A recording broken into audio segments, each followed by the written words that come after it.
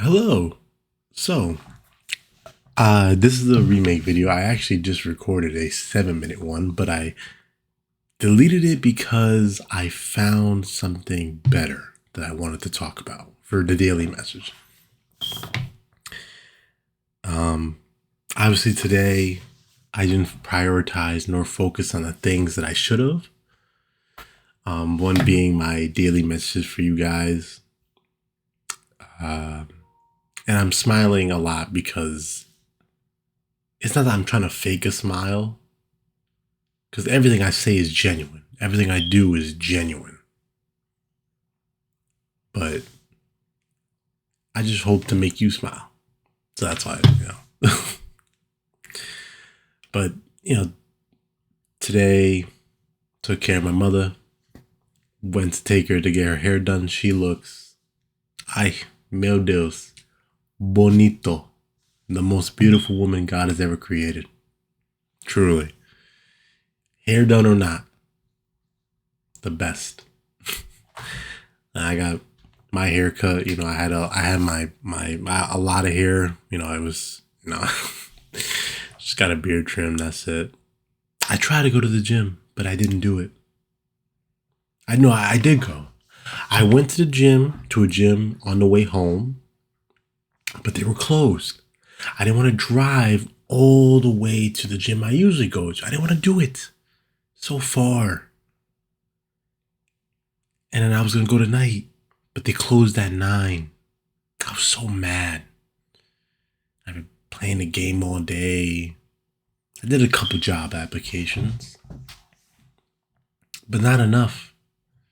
Then I think to myself, I gotta go to this job tomorrow. Ugh.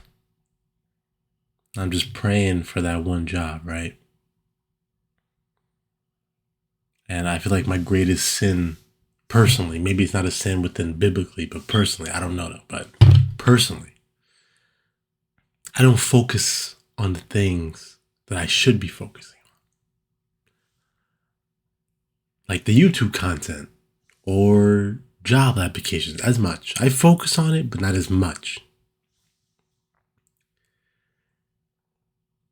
And then I never try to complain, because I understand that if I'm not always trying to make it better, my life better, what is there to complain about? But then I realized something. I actually, before I get to that, even speaking about my job, to be honest with you guys, I work a 9 to 5. Yes, I have my college degree. Where is it? I have my I don't well, I have my bachelor's degree of arts and communications. I know communications. I want to work in sports, and I work a 9 to 5 right now, applying to jobs, providing for myself, taking care of myself, along with my mother and father. Well, my mother helping out my father, rather. And I used to be so embarrassed about ever showing my face sometimes and going to Costco with my work clothes, or seeing people that I recognize, or even going into like the dating scene. It's like, man, I work at 9 to 5. Furniture. But then I realized something. There is no beauty in life without struggle. That's what makes life beautiful, is the struggle. Because it teaches you things. It teaches you and shows you sides of the world and life that you may not understand is the reality.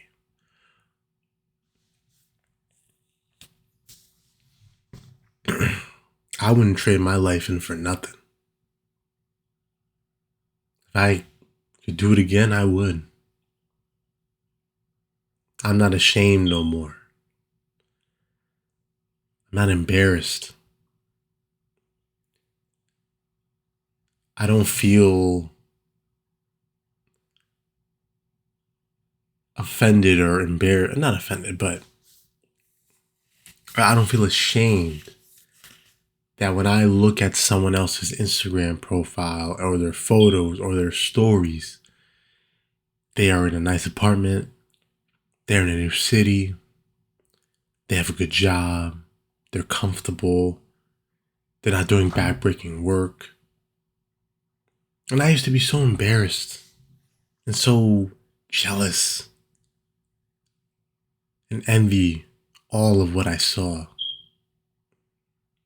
But then God told me something. God showed me something.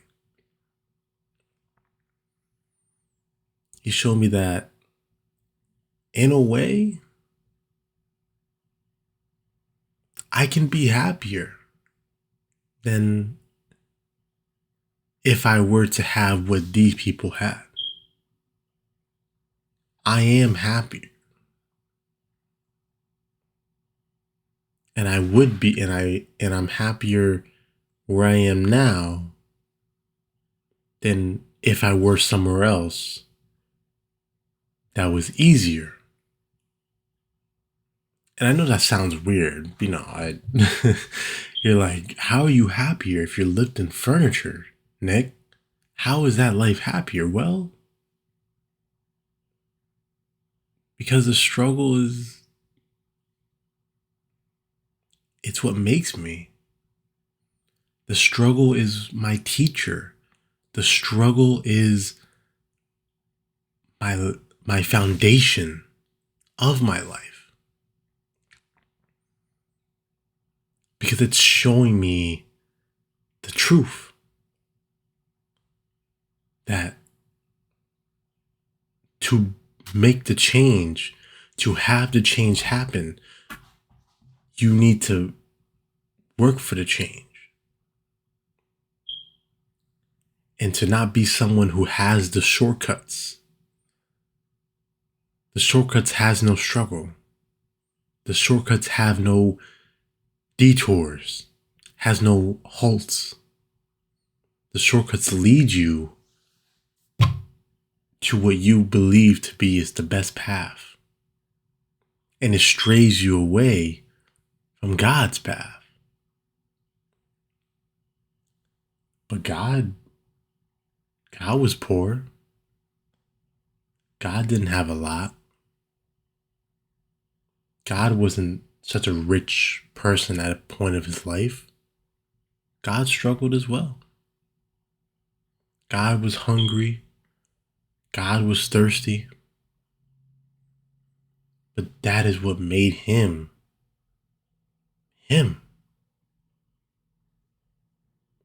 It's what makes me me. Now, I won't say that I have been perfect within my struggle, but it doesn't mean that I can't get there. And so, after this very long video, I want to say that the message is appreciate the struggle. Appreciate the struggle. Because the struggle is what makes life beautiful. It's what allows you to see and to understand when God says, rejoice in the best of times and even rejoice in the worst of times. Because when you get to a point that you will never feel worried or concerned or fearful when things don't go your way, because you believe so much in the Lord's plan, then that is where you find true peace and happiness. When you ask the Lord for strength, he doesn't just give you the body and the muscle that you ask for. No, he gives you trials and in situations to make you strong, to make you stronger. When you ask for love, he may not just bring a man or a woman in front of you and say, you two fall in love. Maybe he gives you situations where you have to distribute your love, his love through you. And from that love that you give, you receive it back in more ways than you could have imagined. If you want a massive financial growth, maybe sometimes you need to take a step back or receive less in order to gain more later. I used to tell an old friend of mine, I don't talk to them no more, but God bless them. I remember they wanted, a really high salary, about 90, 100K, all this time off, all these great things. But I told them, I said, hey, look, you're in a place where you're kind of struggling a little bit. And I told this person, I said, maybe you need to go back and accept the money that you were once making before to make things a little easier, but to then work up to what you want. Because maybe it's not, because Mike Tyson said one time, the way God will test you, he'll give you everything you want all at once to see if you can truly handle it. But once it breaks you, once it gets to you, that's how you know. He'll give you all the money. Here you go. Here's 1 penny, or one quarter. Here's another quarter. Here's another quarter.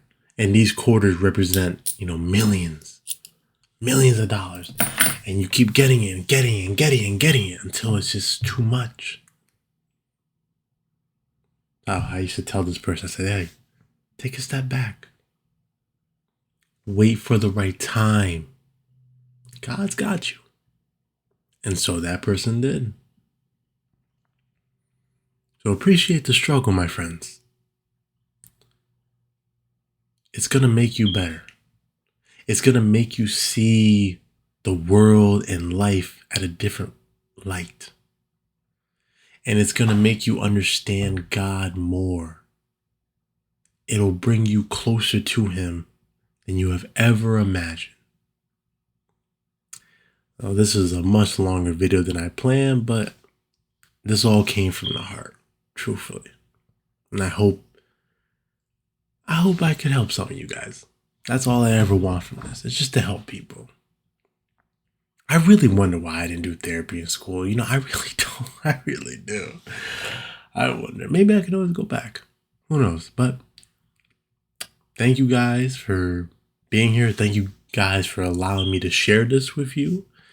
I would love to give a shout out to everyone who watches my videos. I could not believe I got 22 views on one of my videos, which was the one when I came back from a long break of not posting videos.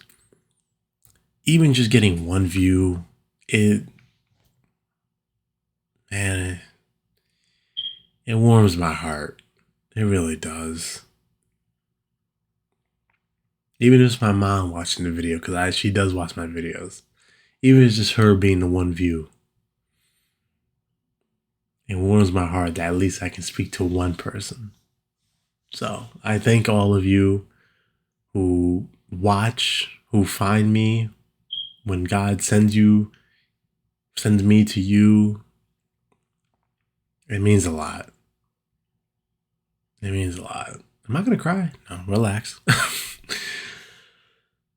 Thank you guys. Hope you were able to make it through this video. Have a good night. Good morning if you see this in the morning. Good evening and good afternoon. I love you guys.